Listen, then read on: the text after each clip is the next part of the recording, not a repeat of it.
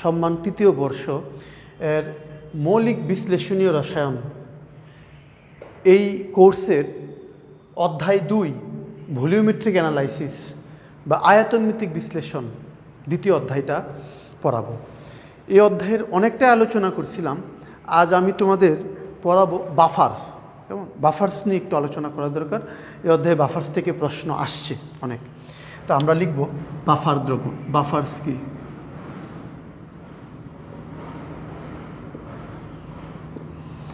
তোমরা উচ্চ মাধ্যমিকেও পড়েছো, অনার্স সেকেন্ড ইয়ারেও পড়েছো, এর আগেও পড়ছো এগুলো। বাফার্স কি সবাই নিশ্চয়ই জানো। তারপরে সবাই লিখো খাতায়। বাফার্স বলতে আমরা বুঝবো pH resistant system. Resistant system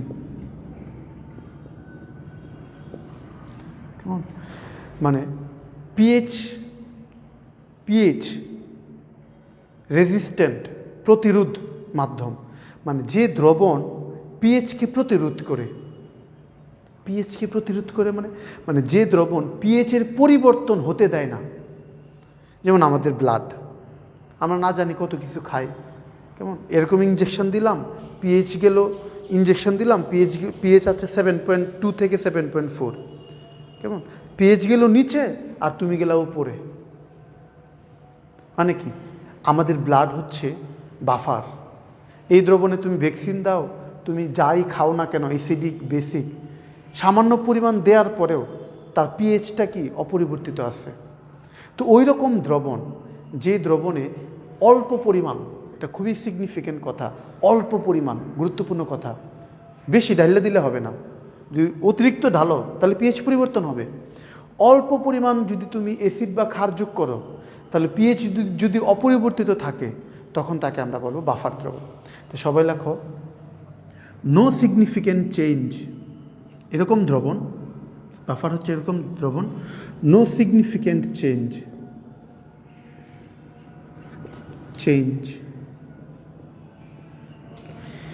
in addition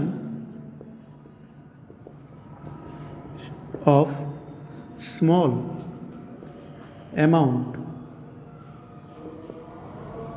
of acid or base. So no significant change in pH. এটা হচ্ছে কি বাফার দ্রবণ। যে দ্রবণে সামান্য পরিমাণ অ্যাসিড বা ক্ষার যোগ করার পরেও দ্রবণের পিএইচের কোনো পরিবর্তন হয় না, পিএইচ একই রকম থাকে, সেই দ্রবণকে আমরা বলবো বাফার্স। বাফার্স দ্রবণ প্রধানত 2 ধরনের। আমরা 2 ধরনের বাফার দ্রবণ তৈরি করতে পারি। এটা তুলে নাও সবাই।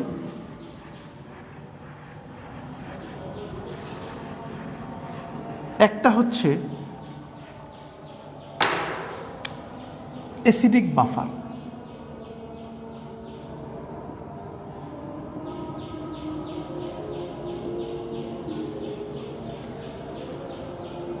অ্যাসিডিক বাফার কি একটা অ্যাসিড নিলা CH3COOH, একটা দুর্বল অ্যাসিড, উইক অ্যাসিড, তাহলে আমরা বলবো উইক অ্যাসিড যোগ এই উইক অ্যাসিড দ্রবণে। উইক অ্যাসিড কারা? যারা দ্রবণে শতভাগ আয়নিত হয় না, অল্প আয়নিত হয়। স্ট্রং অ্যাসিড কারা? যারা দ্রবণে শতভাগ আয়নিত হয়। তাহলে এই অ্যাসিডটা দ্রবণে আয়নিত হলে কি তৈরি করবে? অ্যাসিটেট আয়ন তৈরি করবে, CH3COO-। অ্যাসিটেট আয়ন এটার কি কনজুগেট বেস।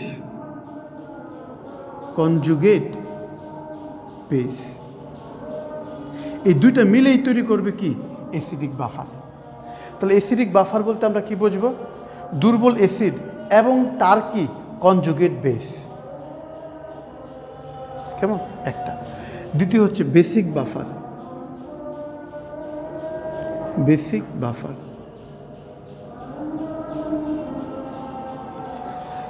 বাফার হচ্ছে কি দুর্বল বেস, উইক বেস, এবং কি তার ইটস কনজুগেট অ্যাসিড। যেমন উদাহরণস্বরূপ আমরা বলতে পারি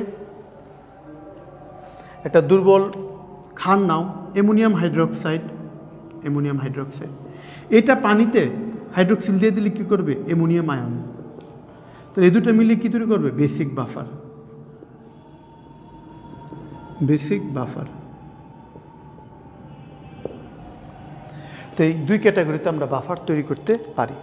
তো অ্যাসিডিক বাফার এটা, বেসিক বাফার এটা। এখন বাফার কীভাবে তৈরি করবো স্যার? বাফার দুইভাবে তৈরি করা যায়। এক হচ্ছে তুমি ডাইরেক্টলি বাফার তৈরি করতে পারো। ডাইরেক্টলি কীভাবে?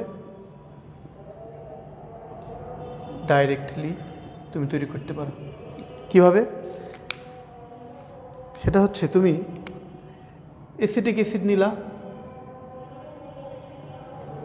প্লাস অ্যাসিটেট আয়ন নিলা। এখন প্রশ্ন, স্যার অ্যাসিটেট আয়ন কোনো কিছু কি আয়নিত আকারে থাকে? উত্তর না, সব কিছু যৌগ আকারে থাকে, পদার্থ যৌগ আকারে থাকে, তাই না? তা আয়ন কোথায় পাবো? আয়ন তো কোথায় পাবো না।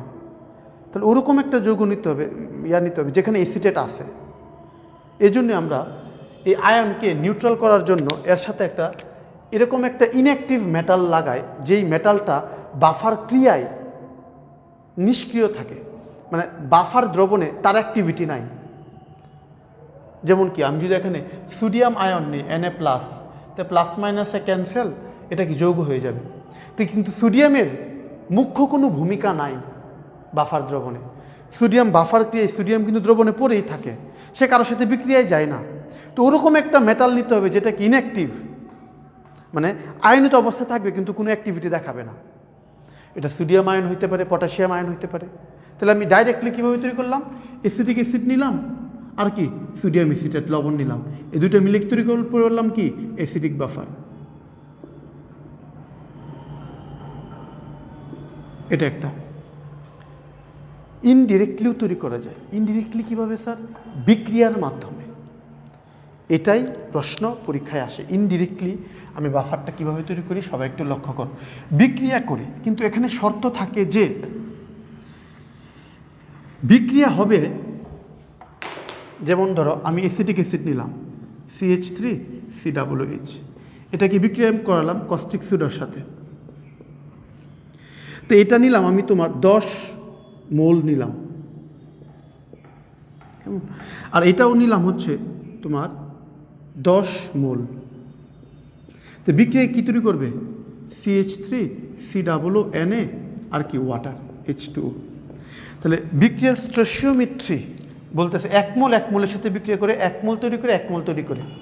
তো 10 মোল 10 মোলের সাথে বিক্রিয়া করবে। তো বিক্রিয়ার পর কি এই দুটো শেষ হয়ে যাবে না? 10 মোলকে খেয়ে ফেলেছে, তাহলে এই 10 মোল তৈরি হবে আর এই 10 মোল তৈরি হবে। তো বিক্রিয়ায় থাকবে কি শুধু এই দুটা? তো বাফার তৈরি হবে না। এটাই শর্ত। যদি বিক্রিয়ার মাধ্যমে বাফার তৈরি করতে চায় তাহলে এই কস্টিক সোডাকে হইতে হবে লিমিটিং রিয়েজেন্ট বা সীমিত বিক্রিয়ক, মানে এটা আগে শেষ হইতে হবে। অর্থাৎ এটা যদি 10 মোল হয় তো এটাকে অবশ্যই হইতে হবে কি 20 মোল। তাহলে 10 এরা খাবে -10 থাকবে কত? 10 মোল কে থাকবে? অ্যাসিটিক অ্যাসিড ইথানোয়িক অ্যাসিড থাকবে, এটা খতম, এটা শেষ 10 মোল। তো এই 10 মোল আর 10 মোল তৈরি হলো, এই দুইটা মিললে তৈরি করবে কি অ্যাসিডিক বাফার। Acidic buffer. তাহলে আমি বিক্রিয়ার মাধ্যমে যদি তৈরি করতে চাই তাহলে আমার এই কস্টিক সোডাকে হতে হবে লিমিটিং রিয়েজেন্ট বা সীমিত বিক্রিয়ক, কেমন? এবং আমরা অঙ্কের ক্ষেত্রে এই জিনিসটাকেই লক্ষ্য করি অঙ্কের ক্ষেত্রে। এখন এই বাফার দ্রবণ পিএইচটাকে কীভাবে অপরিবর্তিত রাখে বা বাফার ক্রিয়াটা কি, এটা নিয়ে তোমাদের সাথে একটু আলোচনা করবো। তো এই জিনিসটা সবাই একটু তুলে নাও। হ্যাঁ, বিক্রিয়ার মাধ্যমে ওটা ডিরেক্টলি তুমি ডাইরেক্ট মিশাইলা হয়ে গেল, কিন্তু এটা কি বিক্রিয়ার মাধ্যমে করলা, এটা শেষ হয়ে যাবে। এটা যদি শেষ হয়ে যায় তাহলে এই দুটো মিলে কী তৈরি করবে? অম্লীয় বাফার। এখন আমরা বাফার কিভাবে কাজ করে তা দেখব।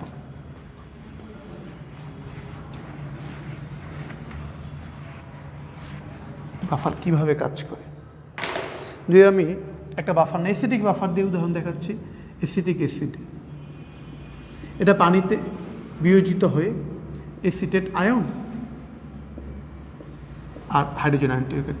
আর শুধু একটা না তো, দুইটা জিনিস নিয়ে বাফার তৈরি হয়। আর তার লবণ CH3COONA, এটাও পানিতে, এটা শতভাগ আয়নিত হবে, কারণ এটা কিন্তু শক্তিশালী, এটা কিন্তু উইক না। এটা উইক, কিন্তু এটা শক্তিশালী লবণ, এসিটেট লবণ। এটা শতভাগ আয়নিত হবে, প্লাস Na+। এটা এর মধ্যে তুমি যদি বাহির থেকে একটা অ্যাসিড যোগ করো, কেমন ধরো H+ যোগ করলা, অল্প অ্যাসিড যোগ করলা, অ্যাসিড যোগ করার সাথে সাথে এই অ্যাসিটেট আয়ন, এই অ্যাসিডটাকে পিএইচ অপরিবর্তিত থাকবে, একটু ধ্যান দাও। তো এই দ্রবণের মধ্যে পিএইচটা একই রকম থাকবে। পিএইচটা কার উপর ডিপেন্ড করতেছে? পিএইচটা ডিপেন্ড করতেছে হাইড্রোজেন আয়নের উপর। কারণ আমরা সবাই জানি পিএইচ, সবাই একটু লক্ষ্য করো, পিএইচ, হ্যাঁ, এটা হচ্ছে হাইড্রোজেন আয়নের ঘনমাত্রার ঋণাত্মক লগারিদম হচ্ছে পিএইচ। এখানে পি কেন স্যার? পি হচ্ছে, এখানে পি বোঝাচ্ছে পটেন্স, পটেন্স বা পাওয়ার বা পুশিয়ান্স অফ হাইড্রোজেন, মানে হাইড্রোজেনের স্ট্রেংথটা বোঝাচ্ছে। এবং অনেকে ভুল করো, এভাবে লিখতে হবে, পি 4টা দাগ দিলাম, এটা যদি পি হয় তো এইচটা হবে এইভাবে, তাহলে এটা কারেক্ট, এটা কারেক্ট। তুমি এভাবে দাও তাহলে এটা ইনকারেক্ট, আর তুমি যদি এভাবে দাও এটাও ইনকারেক্ট। এইভাবে দিতে হবে পিএইচটা। আর এখানে লগটা কেন আনছে, এটার পিছনের কাহিনী যদি তোমাদের সাথে আলোচনা করি তাহলে আমরা সবাই জানি হাইড্রোজেন আয়ন এবং হাইড্রোক্সিল আয়ন, এফ কোহল রাসবিজ্ঞানী, সে বলছে দুটোর গুণফল 10⁻14, 25 ডিগ্রি সেলসিয়াস তাপমাত্রায় বিশুদ্ধ পানির আয়নিক গুণফল 10⁻14। তাহলে এখানে হাইড্রোজেন আয়নের স্ট্রেংথ কত? 10⁻7, এটার স্ট্রেংথ কত? 10⁻7, মানে দুটোর গুণফল সবসময় কনস্ট্যান্ট এটা হবে। এটা যদি 8 হয় তাহলে এটা 6 হবে, এটা যদি 9 হয় এটা তাহলে 5 হবে। এই দুটোর গুণফল 10⁻9, 10⁻5। তাহলে এই যে 10⁻7, এটাকে -7, 10⁻7, 10⁻9, 10⁻14, এইভাবে মনে রাখাটা কি কঠিন না? 10 মনে রাখা কঠিন না? এই 10 জিনিসটাকে, এই 10⁻7, এই 10 জিনিসটাকে সিম্পলিফাই করার জন্য এর আগে মাইনাস লগ লাগায় দিছে। কারণ মাইনাস লগ এটা গাণিতিকভাবে এটাকে 7 করে দিবে, 7। তাহলে 1 থেকে 1, 2, 3, 7, 14 এদেরকে মনে রাখা সিম্পলি মনে রাখা সহজ। এই জন্য মাইনাস লগটা লাগাইছে ম্যাথমেটিক্যালি সহজভাবে করার জন্য সংখ্যাকে। 10⁻−14, -13, -10, এরকম মনে রাখা কঠিন, মানে একটু লাগে। তাই সহজ করার জন্য মাইনাস লগটা লাগাই দিচ্ছে যেন 7, 3, 2 এই জিনিসটা মনে থাকে। কেমন? এগুলো পিএইচের কাহিনী, আয়নিক গুণফল। কিন্তু এখানে এই হাইড্রোজেন আয়নের ঘনমাত্রাটার উপর কিন্তু একটু বুঝো, এই বাফারটি এটা ডিপেন্ডেন্ট। কিভাবে? তুমি যদি হাইড্রোজেন আয়ন দিয়ে দাও তো দ্রবণে কি হাইড্রোজেন আয়নের পরিমাণ বেড়ে গেল না? একটা হাইড্রোজেন দিয়ে দিলাম, দ্রবণে অ্যাসিড যোগ করলাম, তো দ্রবণে কি হাইড্রোজেন বেড়ে যাবে না? কিন্তু হাইড্রোজেন স্ট্রেংথ যদি বেড়ে যায় তো পিএইচ কি পরিবর্তিত হয়ে যাবে না? কিন্তু এই দ্রবণটাতে প্রচুর অ্যাসিটেট আয়ন থাকে। এবং দেখো এই অ্যাসিটেট আয়ন, এই অ্যাসিটেট আয়ন, প্রচুর অ্যাসিটেট আয়ন সাথে সাথে এটাকে ক্যাপচার করে ফেলে, ক্যাপচার করে অ্যাসিটিক অ্যাসিডে নিয়ে যায়, CH3COOH। কারণ আমরা সবাই জানি, কি জানি, এটা একটা দুর্বল অ্যাসিড। আর দুর্বল অ্যাসিড কি পানিতে অবিয়োজিত থাকে। যেই এটার সাথে যুক্ত হয়ে এটা তৈরি করলো, এটার সাথে সাথেই দ্রবণে অবিয়োজিত হয়, আনডিসোসিয়েটেড থাকে। যেটা দ্রবণে আনডিসোসিয়েটেড থাকে সেটা বিয়োজিত হবে না। আর দ্রবণে যদি এটা বিয়োজিত না হয় তাহলে পিএইচ কি আগের মতোই থাকবে। কেমন? তো এই কথাটা সবাই লেখো। সাথে সাথে এটার সাথে যুক্ত হয়ে অ্যাসিটেট আয়ন, অ্যাসিটিক অ্যাসিড তৈরি করে, যেটা কি অবিয়োজিত থাকে, অবিয়োজিত থাকে। কারণ কি? অ্যাসিটিক অ্যাসিড দুর্বল, CH3COOH একটি দুর্বল অ্যাসিড, একটি দুর্বল অ্যাসিড, এটা অবিয়োজিত থাকে। অ্যাসিটিক অ্যাসিড কি একটা দুর্বল অ্যাসিড। কেমন? এখন তুই স্যার আমি কিছু ক্ষার যোগ করি, অ্যাসিড যোগ করলাম বুঝলাম, এখন তুই কিছু ক্ষার যোগ করি, যেমন ক্ষার যোগ করলাম, ক্ষার OH-। তাই ক্ষার যোগ করার সাথে সাথে এই যে হাইড্রোজেনটা, এটাকে হাইড্রোজেন আর পানি, OH দুটো মিলে কী তৈরি করবে? পানি, H2O। কেমন? হাইড্রোক্সিল আয়ন এটার সাথে যুক্ত হয়ে H2O পরিণত হবে। তাহলে এখানে একটা প্রশ্ন আসে, স্যার হাইড্রোজেন আয়ন তো কমে গেল, যদি হাইড্রোজেন আয়ন কমে যায়, খুব ইম্পর্টেন্ট পয়েন্ট, যদি হাইড্রোজেন আয়ন কমে যায় তো দ্রবণের পিএইচটা পরিবর্তন হবে না? হ্যাঁ, কিন্তু এখানে হয় না। কেন হয় না? সাথে সাথে যখনই OH আয়নটা কমে যায় সাথে সাথে, হ্যাঁ, এই দ্রবণে প্রচুর অ্যাসিটিক অ্যাসিড অবিয়োজিত অবস্থায় থাকে। এই যে অ্যাসিটিক অ্যাসিড অবিয়োজিত অবস্থায় ছিল, যখনই হাইড্রোজেন আয়নটা কমে যায় সাথে সাথে যেটা অবিয়োজিত ছিল কেমন সেটা বিয়োজিত হয়ে যায়, বিয়োজিত হয়ে CH3COO- এবং কি H+ তৈরি করে। তাহলে OHটা হাইড্রোজেন আয়নের সাথে পানি তৈরি করে, কিন্তু সাথে সাথে আরেকটা CH3COOH অ্যাসিটিক অ্যাসিড পানিতে বিয়োজিত হয়ে যায়, বিয়োজিত হয়ে কেমন হাইড্রোজেন আয়নের যে ঘাটতি তাকে প্রশমিত করে। ফলে দ্রবণের পিএইচটা কি অপরিবর্তিত থাকে, পিএইচের কোনো পরিবর্তন হয় না। তো এই দুটো জিনিস ধ্যান করো। এখানে একটা জিনিস আছে, এখানে একটা কথা আছে, কমন আয়ন ইফেক্ট, সম আয়ন প্রভাব, খুবই ইম্পর্টেন্ট, মনোযোগ দাও। এখানে কিন্তু এই যে এটার ক্ষেত্রে অ্যাসিটিক অ্যাসিডটা অবিয়োজিত থাকে, এর আগে বলছিলাম অ্যাসিটিক অ্যাসিডটা অবিয়োজিত থাকে। কেন বিয়োজিত হয় না? দুইটা কারণ। এক হচ্ছে সে দুর্বল, দ্বিতীয়ত কারণ হচ্ছে এখানে অ্যাসিটেট আয়ন কি কমন, কমন আয়ন থাকলে যেটা দুর্বল সেটা বিয়োজিত হয় না। এই জন্য এখানে এই অ্যাসিটিক অ্যাসিডটা কি অবিয়োজিত অবস্থায় আছে। দুইটা কারণ, এক হচ্ছে দুর্বল, দুই হচ্ছে কি অ্যাসিটেট আয়ন কি কমন, কমন আয়ন থাকায় সেটার বিয়োজনকে আরও কমে যায়। কিন্তু যখন আমি ক্ষার যোগ করছি, দ্বিতীয় কথা, যখন ক্ষার যোগ করছি সাথে সাথে OH, এই OH এর সাথে পানি তৈরি করছে, কিন্তু দ্রবণে হাইড্রোজেন আয়নের পরিমাণটা কমে গেছে না? সাথে সাথে যেটা এই যে অবিয়োজিত আছে, যেগুলো অবিয়োজিত আছে, এটার একটা কি বিয়োজিত হয়ে যাবে, প্রয়োজনীয় বিয়োজিত হবে। ফলে দ্রবণের পিএইচটা কি অপরিবর্তিত থাকবে। এই জন্যই বাফার দ্রবণে তুমি যদি বাহির থেকে অ্যাসিড যোগ করো, বাহির থেকে ক্ষার যোগ করো, দ্রবণের পিএইচের কোনো পরিবর্তন হবে না। কেমন? এবং তোমাদের মনে প্রশ্ন আসতে পারে যে স্যার পিএইচ, এই পিএইচটা বাফার দ্রবণের পিএইচটা আমি কীভাবে বের করব? সিম্পল কথা, এই দ্রবণের সাম্য ধ্রুবকটা বের করে নাও। সবাই এখন খাতায় লিখো, বাফার দ্রবণের পিএইচ নির্ণয়। বাফার কি এটা বুঝালাম, এখন পিএইচটা আমি কীভাবে বের করব? বাফার দ্রবণের পিএইচ নির্ণয় এই সমীকরণ থেকে বের করা যায়। এই সমীকরণের Ka বিয়োজন মাত্রা, অ্যাসিডের বিয়োজন মাত্রা কী হবে? আমরা জানি উৎপাদের ঘনমাত্রা গুণফল CH3COO- into H+ divided by বিক্রিয়ক CH3COOH। কেমন? তো আমার হাইড্রোজেন আয়ন দরকার, পিএইচ বের করার জন্য হাইড্রোজেন আয়ন দরকার, এটাকে রাখো। তা রাখলে কী হবে? হাইড্রোজেন আয়ন ইন্টু কি অ্যাসিটেট আয়ন CH3COO- ইজিক্যাল কি এটার সাথে এটা গুণ Ka ইন্টু কি CH3COOH। তুমি হাইড্রোজেন আয়নটাকে রাখো, হাইড্রোজেন আয়নের ঘনমাত্রা Ka into acid CH3COOH divide by, এটা নিচে চলে যাবে ভাগ CH3COO-। এখন তো তুমি এটাকে মাইনাস লগ দিয়ে গুণ দাও, সমীকরণটাকে মাইনাস লগ দিয়ে তুমি গুণ দাও, তাহলে কী পাবা?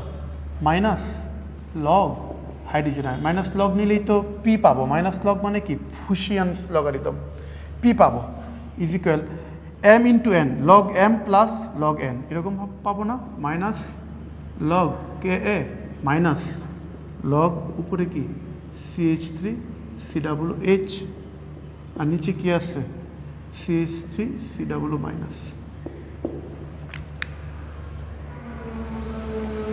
এখন তুমি মাইনাস লগকে পি লিখতে পারো, মাইনাস লগ মানে হচ্ছে কি পি, তো এটাকে বলো পিএইচ সমান সমান এটা কি PKa, কেমন? এটা যদি প্লাস করে দাও তাহলে এটা উল্টে যাবে, প্লাস লগ উপরে কি CH3COO- প্লাস CH3COOH শেষ। অ্যাসিটেট আয়নটা সবচেয়ে বেশি কোথা থেকে আসবে? লবণ থেকে আসবে, কারণ লবণ শক্তিশালী, শতভাগ আয়নিত হয়। অ্যাসিটিক অ্যাসিড কি শতভাগ আয়নিত হয়? তো অ্যাসিটেট আয়নটা অ্যাসিটিক অ্যাসিড থেকে আসবে না, লবণ থেকে আসবে। এটা হচ্ছে লবণের ঘনমাত্রা, এটা হচ্ছে কি অ্যাসিডের ঘনমাত্রা। তাহলে আমরা লিখতে পারি পিএইচ হচ্ছে Pka প্লাস লগ উপরে লবণের ঘনমাত্রা, নিচে হচ্ছে কি অ্যাসিড এর ঘনমাত্রা। এই সমীকরণকে আমরা বলবো হ্যান্ডারসন হ্যাসেলবাগের সমীকরণ। হ্যান্ডারসন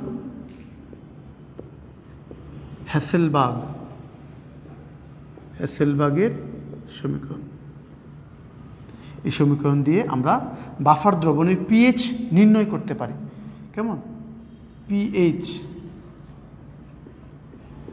বাফার দ্রবণের পিএইচ নির্ণয় করতে পারি, ডিটারমাইন করতে পারি, নির্ণয় করা যায়। এই ছিল আজ আয়তনভিত্তিক বিশ্লেষণ, কেমন, ভলিউমেট্রিক অ্যানালাইসিসের বাফার্স নিয়ে আলোচনা। নেক্সট ক্লাসে টাইট্রেশন নিয়ে আলোচনা করব তোমাদের সাথে। আজ এই পর্যন্তই। সবাই ভালো থাকবে। আল্লাহ হাফেজ।